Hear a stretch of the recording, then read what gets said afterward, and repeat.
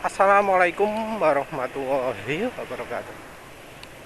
Jadi kali ini bahas Nikuba lagi dari sisi polusi. Jadi yang namanya penemuan baru itu ya lazimnya uji coba. Kalau sifat bahan bakarnya beda dari bahan bakar yang biasanya, harus diteliti keamanannya dari sisi oli mesin, dari sisi oktan, AFR. Dari yang penulis tahu kalau soal AFR ini ya, yang ditambahi hidroksi itu biasanya rich di RPM rendah, clean di RPM atas. Artinya kalau di RPM atas kering ya. Itu soal AFR. Tapi ya penulis gak bahas itulah. Penulis ingin bahas soal sisi polusi. Soalnya ya Pak Rayanto Misel ini ngomong polusinya no, nggak ada. Pelat aja nih stainlessnya itu ada hitungannya. Ada hitungannya. Nggak langsung tempel diisi air kasih katalis jadi hidrogen. Ini juga ini ya ramah lingkungannya. Polusinya ini bukan ramah lagi. Ini bukan ramah lagi karena nol emisi. Zero emisi. Penulis nggak tahu apakah dia sudah pernah melakukan uji emisi atau enggak.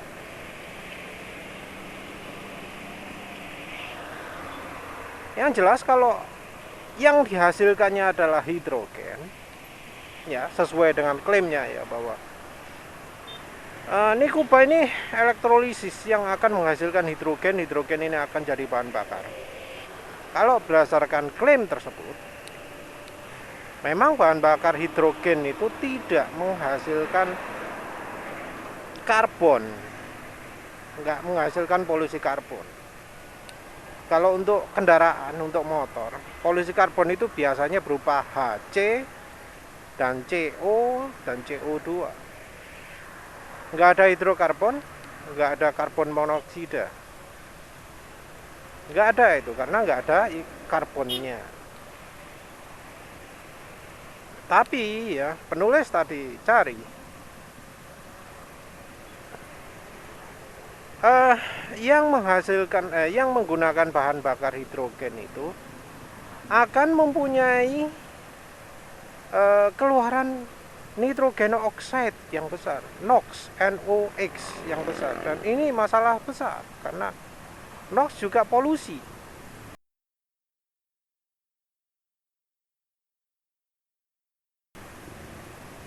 NOx itu bukan bukan hal yang bisa dikesampingkan. Jadi salah kalau dibilang Nikuba itu nggak menghasilkan polusi sama sekali.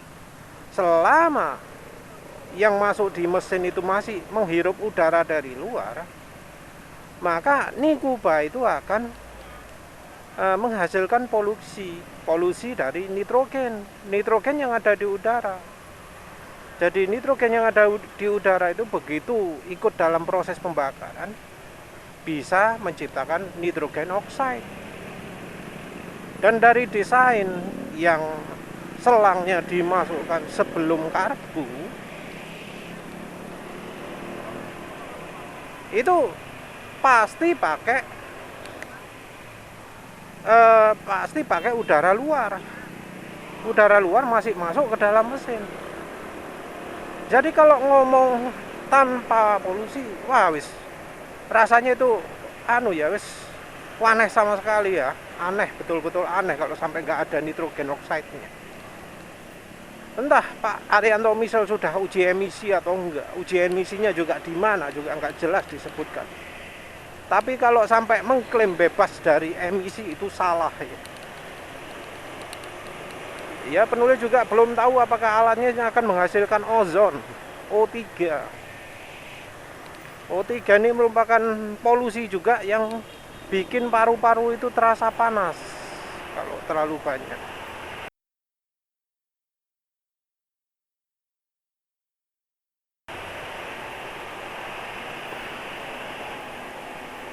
Jadi masih belum jelas ya.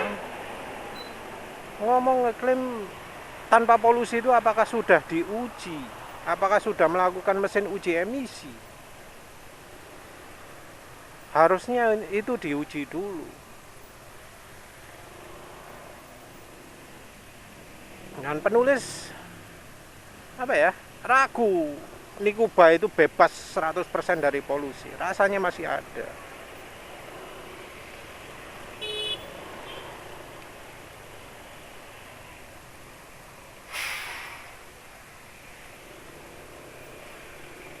Dan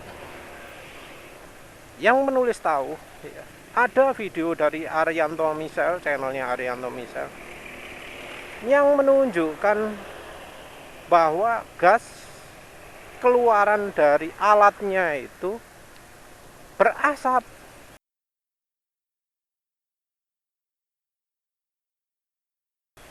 Jadi ada asapnya. Ini ya mungkin itu karena katalisnya ya. Karena katalisnya. Tapi dengan adanya asap itu beda loh ya. Yang hidrogen produk HHO yang lain-lain itu nggak ada yang mengeluarkan asap. Semuanya bebas asap. Ini sebelum dinyalakan nggak ada asapnya, begitu dinyalakan baru pus kelihatan apinya. Atau yang diledakkan juga sama. Pistón. Aquí esto es un vaso con agua, como pueden ver. Voy a entrar a la manguerita para que vean la burbuja. Esta es la producción que hace, una producción muy buena. El motor tiene un consumo de un 35 a un 40%.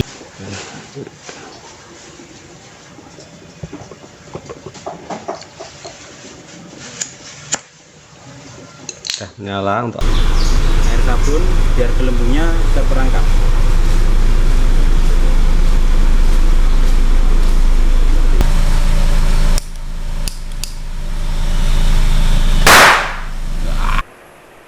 Dan keluaran HHO ini mungkin banyak yang nggak tahu. Dipakai untuk alat kesehatan juga.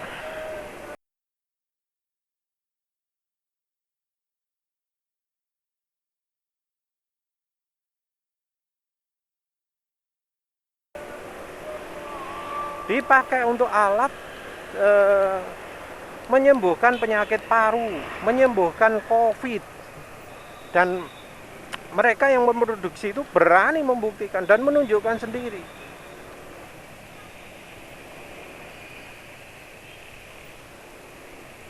Jadi alat kesehatan ya, yang Arianto Misel untung aja masih nggak tahu. Kalau sudah tahu, wah wis diklaim juga itu ya. Tapi alat HHO itu dipakai untuk kesehatan, langsung dari alatnya itu dimasukkan ke hidung atau mulut, langsung. Dan itu alat kesehatan.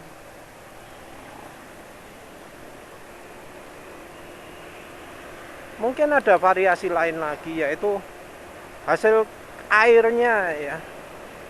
Ketika hidrogen dan oksigen dipisah, ketika bergabung lagi, itu menjadi air yang sangat segar. Dan ini juga ada yang produk khusus untuk itu.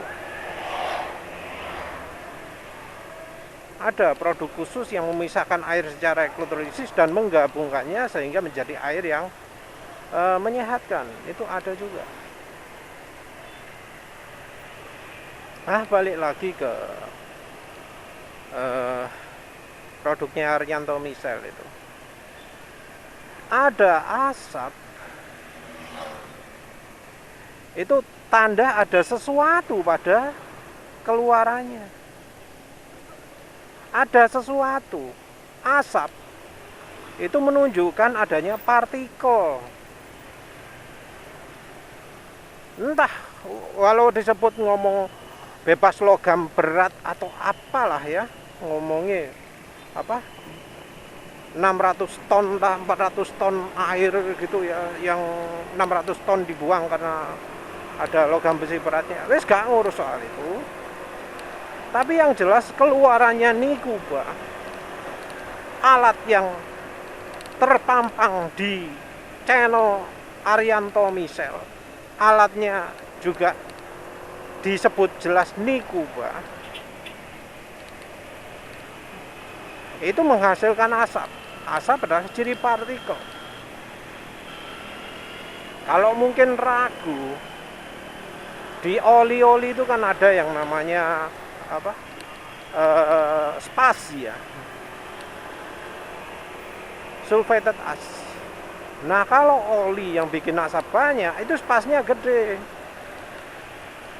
Nah, untuk mengurangi spas ini makanya oli 2T itu dibatasi spasnya. Disebutnya spas sekian. Makin kecil spasnya, makin sedikit asapnya. Nah, kalau sampai ada asap gini, ya beda lagi ya. Beda lagi. Harus ditentukan dulu asapnya asap apa. Dan apakah asap dari Nikuba ini mengandung zat yang berbahaya. Kan belum diuji. Cuma dia ngomong, oh oke, bisa untuk bensin, bisa untuk menggantikan bahan bakar. Tapi apa sudah diuji keamanannya? Kan belum. Ini juga beda dengan HHO ya. HHO itu kan pakai KOH, pakai NaOH. Na-nya nggak akan ikut ke buang ke udara karena ya bereaksi lagi. Namanya juga katalis. Setelah ikut salah satu bagian reaksi, dia akan balik normal lagi, balik ke asalnya KOH lagi.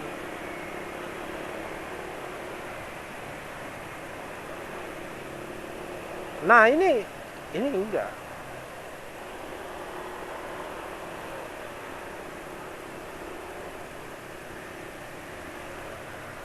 Ada asap berarti ada partikel di bahan bakarnya yang juga ikut lepas.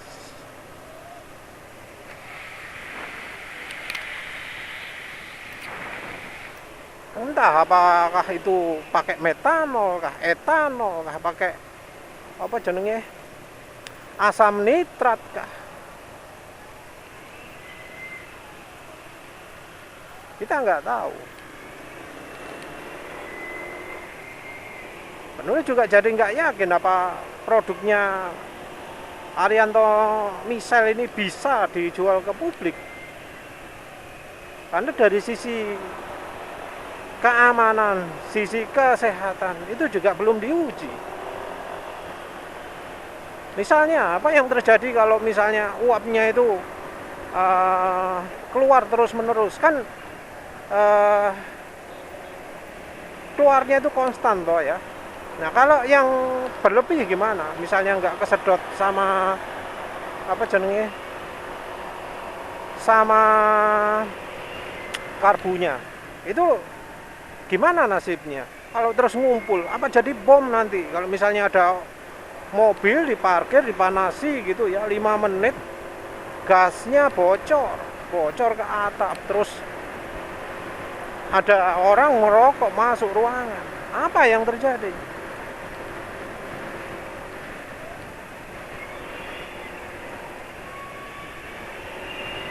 Nah, tapi yang jelas balik lagi lah ke soal polusi. Jadi ya wis ya.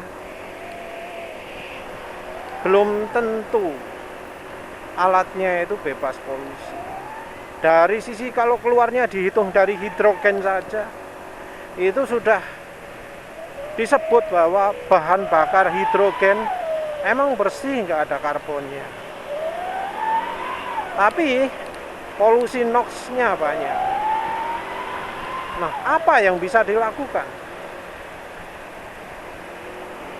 Dan perhatikan ya, bahwa teknologi knalpot, entah nemu sumbernya atau enggak ya, penulis pernah nemu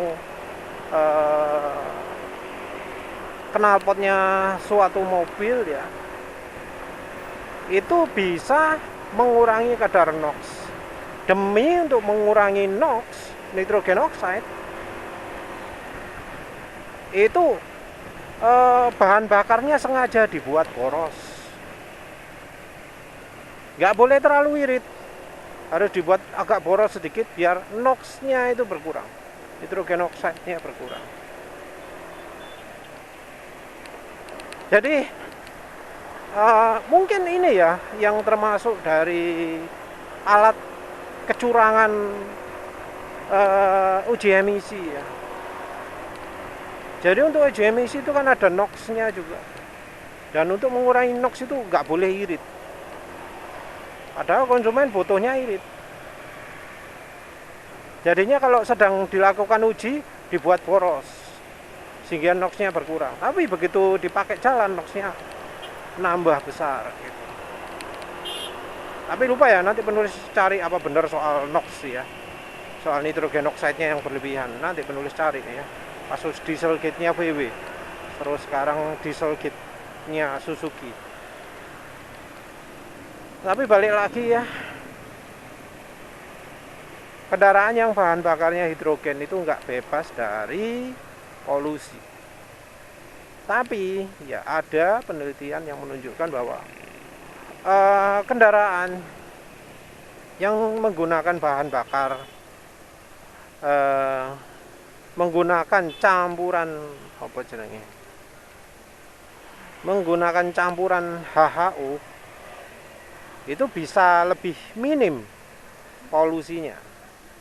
HC-nya berkurang, apalagi CO-nya mungkin berkurang, oksigennya nambah. Tapi NOx-nya nggak tahu ya. Nantilah penulis cari lagi. Yang jelas kita nggak bisa percaya mentah-mentah sama Haryanto Misal. Kalau tanya, ya kalau orangnya sudah nyoba. Kalau belum nyoba, harap dijawab apa sama orangnya, kan nggak ada. Lalu juga ragu, jadi ragu loh setelah bikin artikel soal apa anak SMA yang ternyata menemukan apa rompi anti peluru pakai bahan cabut kelapa. Lalu jadi ragu. Ini jangan-jangan Haryanto Misal apa nemu referensi dari tempat lain terus dia patenkan gitu ya, entahlah ya wis. Orang Indonesia miskin-miskin memang ya, nggak punya modal untuk bikin penelitian.